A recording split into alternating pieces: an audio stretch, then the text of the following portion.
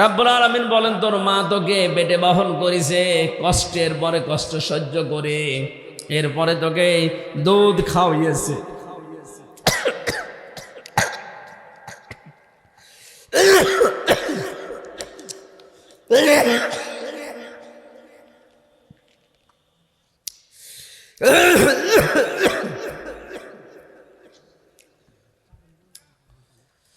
এই সময় কম তো কথা বোঝা লাগবে। আমি এখন খাবার খাইনি, শেষ করে যে খাবার খাবো।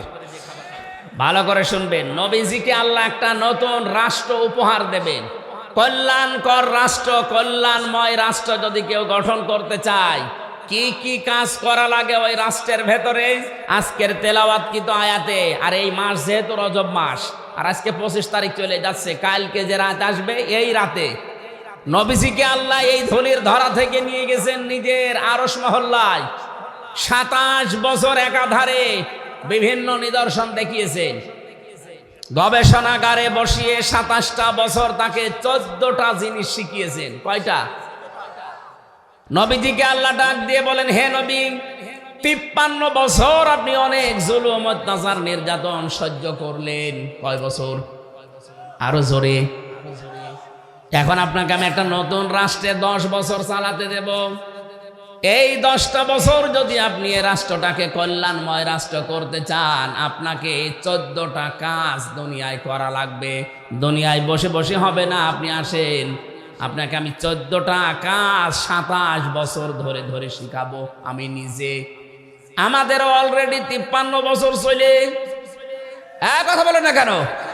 সামনে এই জন্যে নবীর জীবন থেকে মিলিয়ে দেখতে পাই, এ দেশ এখন নবীর উম্মতদের হাতে আল্লাহ তুলে দেবেন। দেশটা যদি আসে, আপনি কল্যাণময় রাষ্ট্র করবেন কি করে? এই দেশের 18 কোটি জনসংখ্যা, জনসম্পদ বানাবেন কি করে? রব্বুল আলামিন সেই কথাগুলো সূরা বানী ইসরাইলের 23 থেকে 38 এই 16টা আয়াতে আমাদেরকে শুনিয়েছেন। আল্লাহ যেভাবে যেভাবে জানিয়েছেন আমরা ঠিক ওইভাবেই আপনাদের সামনে উপস্থাপন করছি।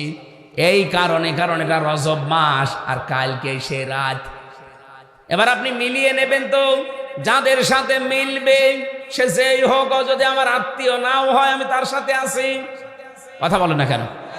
পৃথিবীতে সব চাইতে বড় আপনজন আমার জন্য কে? আরো জোরে বলেন। উনি তো আর আমার দিকে, নুরুল ভাইয়ের দিকে টেনে টেনে কথা বলবে না। উনি সবাই ওনার বান্দা, উনি সঠিকটা বলবে। কলিল হাক্কু মির রাব্বিকুম ফামান শাআ ফালিয়াকুম ওয়া মান শাআ ফালিয়াক। ও নবীজিকে আল্লাহ জানিয়েছেন সঠিকটা তুলে ধরবেন, হক কথা বলবেন। যার ইচ্ছা হয় সে মেনে নেবে, যার ইচ্ছা হয় সে কুফরি করবে। আমি আল্লাহ একজন আছি বাস্তবে হিসাব নেওয়ার জন্যে। ফাইন্নামা আলাইকাল বালাগ ওয়া আলাইনাল হিসাব। আপনি শুধু পৌঁছিয়ে দেবেন, হিসাব নেওয়ার দায়িত্ব আপনার না। কার? এজন্য আমার দায়িত্ব, আমি শুধু পৌঁছিয়ে দেব। লাস্তা আলাইহিম বিমুসাইতির। হে নবী, আপনাকে আমি দারোগা পুলিশ করে পাঠাইনি যে জনগণ পিটিয়ে হেদায়েত করবেন না, সঠিকটা তুলে ধরবেন। ইন্নামা আনতা মুযাক্কির, আপনাকে আমি উপদেশদাতা বানিয়েছি, উপদেশ দিয়ে যান। আমি সেই হিসাবে সামনে নিয়ে এবার উপদেশ দিচ্ছি, ভালো করে শুনবেন। রাব্বুল আলামিন বলেন, নবী আপনি এবার যান, 14টা কাজ করবেন দুনিয়ায়। যে প্রথম নম্বরে আপনার কাজ হবে, সবার ভেতরে এই কথা জানিয়ে দেবেন, ওয়াকাবা রাব্বুকা আল্লা তা'বুদু ইল্লা ইয়্যাহু। আমার আল্লাহ রায় দিয়েছেন, মানে রায় দেওয়া, ফয়সালা করা, সিদ্ধান্ত নেওয়া। বলেন তো রায় দিচ্ছে কে? বিশাল বিশাল মানে রায় দেওয়া শব্দটা ছোট মনে হলে এর ভেতরে কত কথা আছে জানেন? এই বাংলাদেশের রায় আমরা দেখি বিভিন্ন প্রকারের হয়। এই গাজীপুর জেলার, এটা গাজীপুরের ম্যাজিস্ট্রেট কোর্ট থেকে যদি আপনার বিরুদ্ধে রায় আসে, আপনি কি বলতে পারবেন আমি মানি না? না, পারবেন না। আপনি এতটুকু বলতে পারেন যে আমি ন্যায় বিচার পাইনি, আমি আরেকটু উপরে যাব। যান আপনি জজ কোর্টে যান, গাজীপুরের জজ কোর্ট থেকে রায় আসবে আপনার পক্ষে বিপক্ষে, আপনি বলতে পারবেন না মানি না, তাহলে রাষ্ট্রদ্রোহী মামলা হবে। এতটুকু বলার ক্ষমতা আছে যে আমি ন্যায় বিচার পেলাম না, আমি আরো উপরে যাব। তখন আর গাজীপুরে হবে না, যাওয়া লাগবে কোথায়? ঢাকায় হাইকোর্টে। হাইকোর্ট থেকে আপনার বিরুদ্ধে রায় যদি আসে, আপনি বলতে পারবেন না মানি না, এতটুকু বলতে পারবেন যে আমি ন্যায় বিচার পেলাম না, আমি আরো উপরে যাব। যান সুপ্রিম কোর্টে যান, ওখানে আবার দুই ভাগ আছে। বাংলার প্রধান বিচারপতি যিনি সুপ্রিম কোর্টে বসে আছেন, উনি যদি একবার রায় দিয়ে দেয়, আপনি না, এদেশের 18 কোটি মানুষ মেনে নিতে বাধ্য। এবার যদি বলেন মানি না, হয় জেলখানা, নাই দেশ থেকে তাড়িয়ে দেবে। কথা বলছেন না কেন? এই দেশের রায় কয় প্রকার দেখলাম? 4 প্রকার। বলেন বলেন। ম্যাজিস্ট্রেট কোর্ট, জজ কোর্ট, হাইকোর্ট, সুপ্রিম কোর্টে আবার 2 ভাগ, সব মিলে 5 প্রকার হয়। আল্লাহ পাক বলেন আমারও আছে রায়। আল্লাহর রায় নেই? আল্লাহ এখানে রায় দিচ্ছেন 14টা রায়। প্রথম রায়, ইল্লা ইয়াহু, আমি ছাড়া কারো ইবাদত করা যাবে না। এখন ইবাদত কি? শব্দটা ছোট, ব্যাপক অর্থবোধক একটা শব্দ। আমার তো ইবাদত এই শব্দের ভেতরে আমি তাফসীর পড়ে দেখেছি দুনিয়া আখিরাত সবের ভেতরে। আল্লাহ রাব্বুল আলামিন বলেন আমি রায় দিলাম আমার ছাড়া কারো ইবাদত করবা না। তাহলে ইবাদতটা কি? আল্লাহর হুকুম, রাসূলের তরিকা, এটার নাম ইবাদত। এটার নাম কি? আমি আপনি কোনো কাজ ভালো মনে করলে ওইটা ইবাদত হবে না। দেখা লাগবে ওর ভেতরে আল্লাহর হুকুম আছে কিনা, আর রাসূলের তরিকা আছে কিনা। বাংলাদেশে বহু কাজ আছে এমন, দেখতে ভালো মনে হয় কিন্তু আল্লাহর হুকুমও নেই, রাসূলের তরিকাও নেই। এরকম ইবাদত দেশে নেই। এই যে তাহেরি ভাই যে জিকিরটা করে বলেন তো, ইয়ালি বাবা, কেল্লা বাবা, ফতে বাবা, শালি বাবা, ন্যাংটা বাবা, দয়াল বাবা যা করছে এগুলো কিন্তু ইবাদত মনে করেই করে। বলেন বলেন। আল্লাহর কোন হুকুম আছে? রাসূলের তরিকা এভাবে ছিল। সুতরাং ওটা যত সুন্দরই লাগো, মনে করেন না এত সুন্দর করে নাচে। সুন্দর করে কেন? ও যদি যত নর্তকী আছে সবাইকে নিয়ে একসাথে নাচে, তা ওর মতো জিকির করা। কথা বলেন না কেন? আমি একটা উদাহরণ বললাম মাত্র। এরকম পৃথিবীতে বহু জিনিস আমরা আন্দাজে মনে করিয়ে দেখতে তো ভালোই লাগে। আমি আবার বলছি, দেখতে ভালো লাগলেই হবে না, ওর ভেতরে হুকুম থাকা লাগবে কার? আরো জোরে বলেন। তরিকা থাকা লাগবে কার? 20 শতাব্দীর একজন মুজাদ্দিদ সাইয়্যিদ আবুল আলা মওদুদী রাহমাতুল্লাহ আলাইহি, তিনি বলেছিলেন যে আমি ইসলাম মানতে গিয়ে দেখলাম আল্লাহ কি বলেছে, রাসূল কি করেছে। আমি কোনোদিন এইটা দেখিনি যে আমার বাবা কি বলেছে, আমার দাদা কি করেছে, তাহলে আমি পথ পেতাম না। আমার বাবা কি বলেছে, দাদা কি করেছে, এটা কাফেরদের কথা। কাদের? বলেন বলেন। সূরা মায়েদা 7 নাম্বার পারা 4 নাম্বার পৃষ্ঠার 1ম নাম্বার লাইনের 104 নাম্বার আয়াতে দলিল পাবেন। কোরআনে কয়েক জায়গায় আছে যে আমার বাবা বলেছে, আমার দাদা বলেছে, এই কারণে আমি করি। এই কথাটা কাফেরদের। কাদের? আপনাকে ইসলাম মানতে গিয়ে ইবাদত হিসাবে দেখা লাগবে আল্লাহ কি বলেছে, রাসূল কি। এইটা সামনে থাকলে তো বাংলাদেশে এত দল থাকে না। এই কথা বলেন না কেন? আজকে থেকে এই সিদ্ধান্তে উপনীত হওয়া লাগবে যে আমার বাবা বাদ, আমার দাদা বাদ, আমার পূর্বপুরুষ বাদ। আল্লাহ কি বলেছে, রাসূল কি করেছে, আমি আজকে থেকে এইটা ফলো করব। দেখবেন তাহলে সব এক দল হয়ে যাবে। কথা বলেন ঠিক কিনা?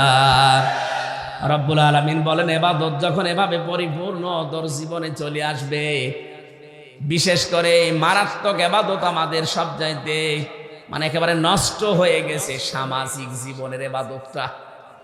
পারিবারিক, এরপরে সামাজিক, এটা যে একটা গুরুত্বপূর্ণ ইবাদত অনেকে আমরা জানি না। আল্লাহ রাব্বুল আলামিন নিজের ইবাদতের নাম দেওয়ার পরে ইবাদত যেহেতু পারিবারিক সামাজিক এভাবে আরম্ভ হয়, এজন্য পারিবারিক জীবনে গুরুত্ব বেশি মা, এরপরে বাবা। এজন্য আল্লাহ মা আর বাবার নামটাই না নিজের নামের পরে দিয়ে দিয়েছেন, ওয়া বিল ওয়ালিদাইনি ইহসানা। আমার ইবাদতের পরে আমার 2 নাম্বার রায়, আমি আল্লাহর 2 নাম্বার সিদ্ধান্ত এই যে মা বাবা যাদের আছে তাদের সাথে ভালো ব্যবহার করা লাগবে। কে বলছেন? আরো জোরে বলেন। এটা যে ইবাদত অনেকে জানেই না। মা বাবার খেদমত করা, তাদের কথা মতো চলা, জায়েজ কথা মেনে চলা, তাদের পেছনে খরচ করা, এটা যে ইবাদত অনেকে জানেই না। মনে করে খরচ করাও ইবাদত। হ্যাঁ, আপনি খরচ করবেন কোথায় সেই তালিকা আল্লাহ নিজে বানিয়েছেন। সূরা বাকারা 2 নম্বর পারা 12 নম্বর পৃষ্ঠার 13 নম্বর লাইনের 213 নম্বর আয়াতে আছে, 215 নম্বর আয়াতে আছে, ইয়াসআলুনাকা মাযা ইউনফিকুন কুল মা আনফাকতুম মিন খায়রিন ফালিল ওয়ালিদাইনি ওয়াল আকরাবিন ইলা আখিরি আয়াত। কোন সূরার নাম বললাম, বাড়িতে মিলিয়ে তালিকা মিলাবেন, আন্দাজে যেখানে সেখানে খরচ করবেন না। আল্লাহ পাক বলেন, হে নবী, ওরা যদি জিজ্ঞাসা করে যে টাকা পয়সা আমি নুরুল ইসলাম আগে উপায় করতাম না, এখন করি।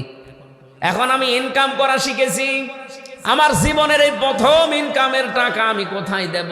মাজারে, কোন পীরের কাছে, কোন মসজিদে, কোন খানকায়, কোন মাদ্রাসায়, কোন এতিমখানায়? আল্লাহ বলেন না, কুল মা আনফাকতুম মিন খায়রিন।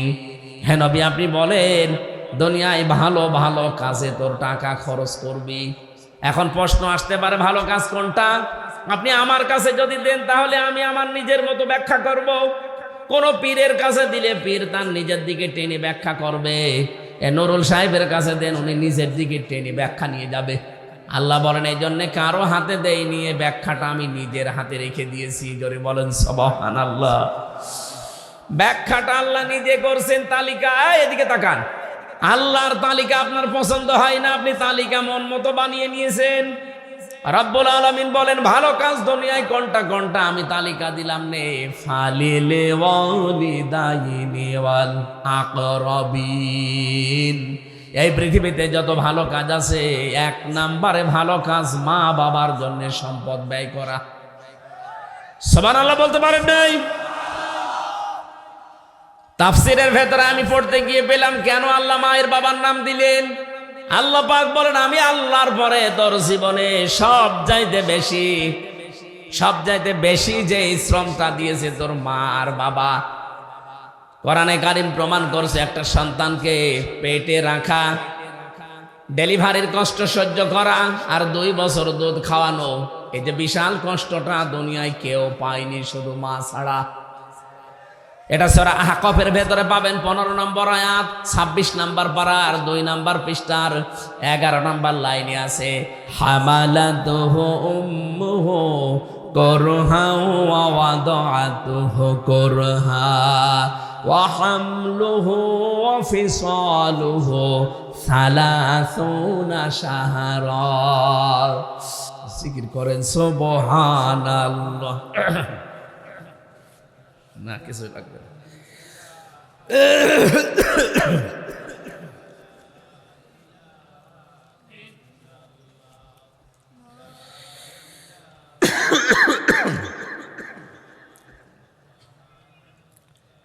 কি করেন আপনারা? জিকির করেন সুবহানাল্লাহ। দাও দাও।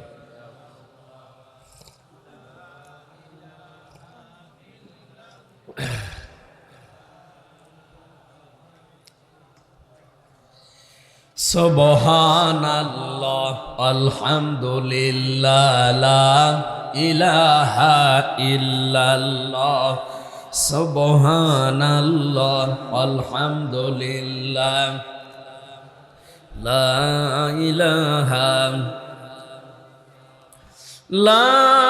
ইলাহা ইল্লাল্লাহ মুহাম্মাদুর রাসূলুল্লাহ। গাজীপুর বাসী আল্লাহ পাক প্রথমে মায়ের নাম এই জন্য দিয়েছেন, পেটের ভেতরে যে আপনাকে 6 থেকে 8-10 মাস 10 দিন পর্যন্ত, আপনি 6 মাসেও দুনিয়ায় বৈধভাবে আসতে পারেন। এর ভেতরে 7 মাস 8 মাস 9 মাস, সর্বশেষ 10 মাস 10 দিনে। এরপরে এদিকে আপনাকে কমপক্ষে 24 মাস পর্যন্ত দুধ খাওয়ানো লাগে মায়ের। বিজ্ঞান এখন প্রমাণ করছে কষ্টের যে মাত্রা আছে, কষ্ট মাপার একটা যন্ত্র আছে, ডেলিভারির সময় যে কষ্টটা মা পেয়েছে আমার এই মুখ দেখতে গিয়ে, এ নুরুল সাহেবের মুখ দেখতে গিয়ে তার মা, নবীজি বলেন কষ্ট যে পায় বিজ্ঞান এখন প্রমাণ করেছে 57 ইউনিট কষ্ট সহ্য করা লাগে একটা সন্তানের জন্য।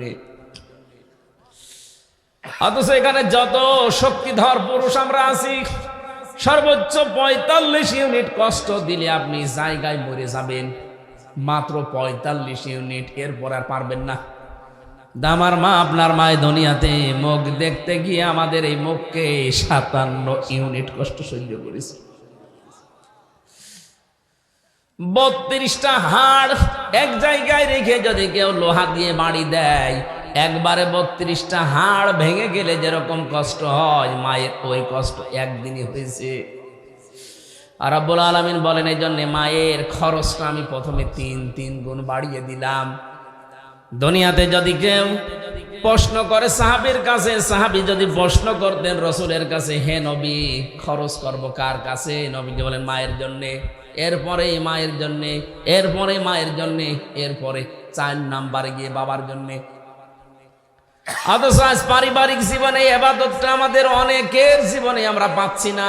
কি আলেম বলেন আর কি জালেম বলেন আর কি সাধারণ মানুষ বলেন। আমি সে 18-19 সালের দিকে আমার এক বন্ধুর কথা বলতাম শিক্ষার জন্যে।